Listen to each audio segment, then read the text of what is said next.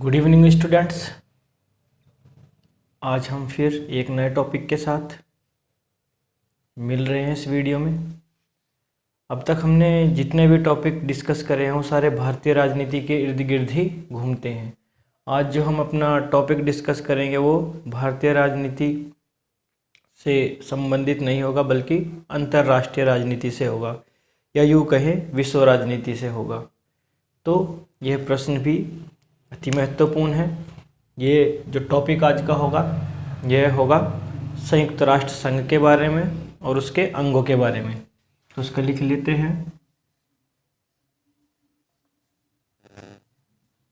संयुक्त राष्ट्र संघ के अंग।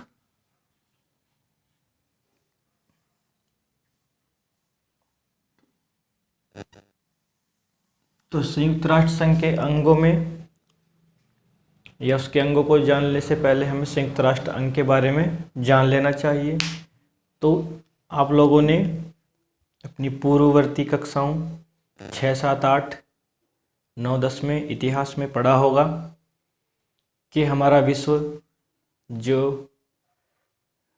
पूरी धरती पर स्थित है, यहाँ पर राजनीतिक उथल पुथल हमेशा रहती है, जिसमें जो दो बड़ी उथल पुथल हुई है वो पहला और द्वितीय विश्व युद्ध हुआ है, जिसने पूरे जो विश्व में देश हैं उनकी राजनीति में हर देश की राजनीति को प्रभावित किया है, चाहे वो वहाँ की राजनीतिक स्थिति को किया हो, चाहे सामाजिक स्थिति को किया हो।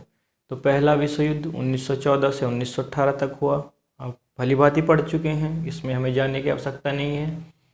लाखों लोगों की जनहानि हुई, मृत्यु को प्राप्त हुए, घायल हुए, जिसके बाद ऐसे युद्ध दोबारा ना हो ऐसी व्यवस्था की गई विश्व के पावरफुल कंट्रीज द्वारा, और लीग ऑफ नेशंस राष्ट्र संघ बनाया गया, यही सोचकर कि प्रथम विश्व युद्ध में जो इतनी बड़ी स्तर की जनहानि हुई है और देश आर्थिक रूप से पिछड़ गए हैं, ऐसा दोबारा ना हो। लेकिन ये जो लीग ऑफ नेशंस या राष्ट्र संघ था, यह अपनी भूमिका में सफल नहीं हो पाया। जिस सोच के साथ इस लीग ऑफ नेशंस को बनाया गया था, राष्ट्र संघ को बनाया गया था, वह बिल्कुल भी खरा नहीं उतरा। और यह हम इसलिए कह रहे हैं क्योंकि 1918 में जो पहला विश्व युद्ध समाप्त हुआ था, उसके कुछ वर्षों बाद ही 1939 में दूसरा विश्व युद्ध शुरू हो गया। तो कहीं ना कहीं यह राष्ट्र संघ की विफलता थी, और यह पहले वाले विश्व युद्ध से भी ज़्यादा भयावह था, जिसमें मरने वालों की संख्या कई गुना ज़्यादा बढ़ गई और ज़्यादा विध्वंस जो है इसमें अस्त्रों का प्रयोग हुआ। जैसे हम जानते हैं, जो जापान था उस पर हिरोशिमा और नागासाकी में 6 अगस्त और 9 अगस्त को परमाणु बम गिराए गए, जिसमें जो सामान्य नागरिक जिनका युद्ध से लेना देना नहीं, वो भी मृत्यु को प्राप्त हुए, और वह भी एक भयावह मृत्यु। तो ये मानवता को शर्मसार करने वाली घटना थी, जिसने बड़े व्यापक स्तर पर पूरी विश्व को प्रभावित किया। तो जरूरत थी राष्ट्र संघ जैसे ही एक ऐसे संगठन बनाने की जो विश्व के देशों को उन पर कमांड कर सके और गलत होने पर कार्रवाई कर सके। तो इसी दिशा में जो है संयुक्त राष्ट्र संघ का ये विकल्प सामने आया, जिसमें बड़े देश अमेरिका, रूस और ब्रिटेन, फ्रांस, चाइना जैसे देशों ने मिलकर संयुक्त राष्ट्र संघ की परिकल्पना रखी। तो इसकी स्थापना अगर हम देखें तो वो हुई है 24 अक्टूबर 1945। हमारा दूसरा विश्व युद्ध खत्म हुआ था वो 1945 में खत्म हुआ, 1939 से शुरू होकर, और 24 अक्टूबर 1945 को यूएनओ की स्थापना हुई। इसके जो संस्थापक देश थे वो 50 देश थे, लेकिन पोलैंड ने भी इसमें हस्ताक्षर किए तो ये 51 देश इसके संस्थापक देश माने जाते हैं। संयुक्त राष्ट्र संघ यूएनओ के, यूनाइटेड नेशनल ऑर्गेनाइजेशन इसे कहा जाता है। तो ये रहा इसकी स्थापना कि संयुक्त राष्ट्र संघ की स्थापना कब हुई और इसके कितने मूल संस्थापक देश थे। भारत ने भी जो है इसके जो 26 जून 1945 को जो इसका चार्टर था, जो इसका संविधान था, उस पर हस्ताक्षर करने वाला देश था, लेकिन उसको सदस्यता मिली 30 अक्टूबर 1945 को। तो भारत को संयुक्त राष्ट्र की सदस्यता मिली 30 अक्टूबर 1945 को। तो ये तो रहा इसका इतिहास कि संयुक्त राष्ट्र संघ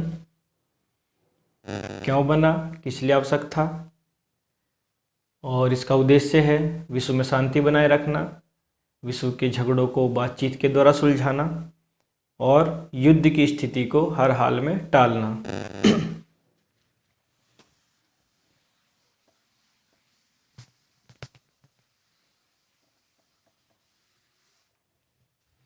अब हम इसके अंगों की बात करते हैं, जो हमारा मेन टॉपिक है कि संयुक्त राष्ट्र संघ के जो मेन अंग हैं वो क्या हैं। तो मूलतः और मुख्यतः इसके 6 अंग हैं। पहला अंग इसका है महासभा, जिसको जनरल असेंबली भी कह सकते हैं।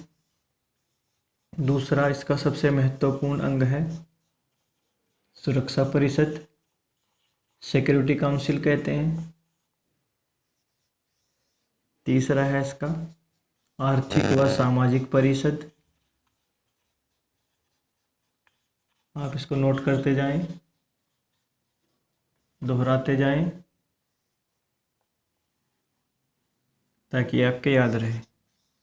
चौथा अंग था इसका न्यास परिषद, इसको हम संरक्षण परिषद भी कह सकते थे।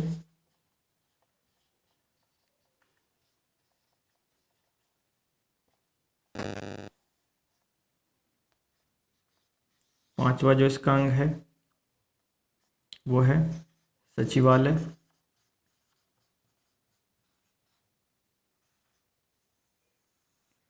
और छठा और अंतिम जो इसका अंग है वो है अंतर्राष्ट्रीय न्यायालय।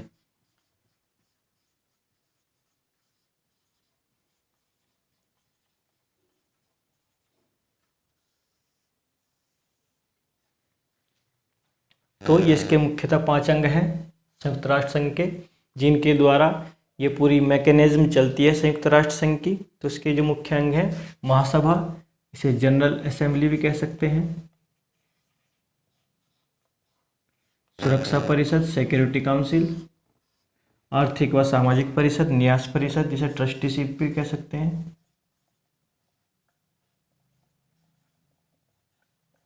और सचिवालय हो गया इसका, सेक्रेटरीट, और अंतर्राष्ट्रीय न्यायालय। इनके बारे में हम डिटेल से जानेंगे। शुरुआत महासभा से करते हैं।